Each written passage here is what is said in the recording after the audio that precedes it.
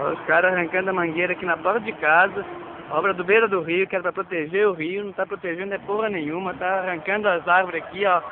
Não podia arrancar essa árvore não, isso é crime, eles têm que replantar mais árvores de arrancar a minha mangueira da porta de casa. Não pode não. Dá um dó de ver povo ignorante arrancando árvores. Isso vai pro YouTube com certeza. Essa aqui que é uma mangueira que nós vamos replantar, que não tem muita importância, nós vamos colocar. Ah, a mangueira não tem muita importância.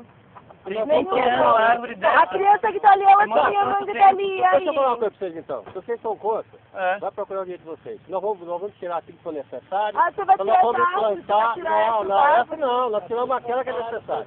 Eu quero dar uma explicação pra vocês do projeto. Porque então nós vamos dar uma explicação do projeto. Por lei ambiental, nenhuma árvore pode ser retirada de beira de rio, é mata ciliar, tem que ser replantado mais.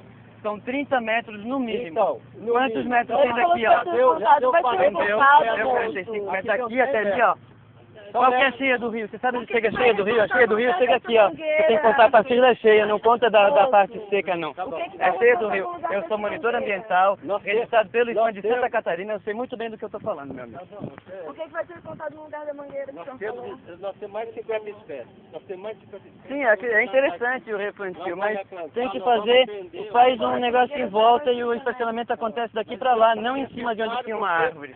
Em cima de onde tinha uma árvore, um carro é mais importante que uma árvore. No mundo que a gente vive hoje, um estacionamento para um carro é mais importante que uma casa. Essa árvore tira a vaga de um carro. Sabe?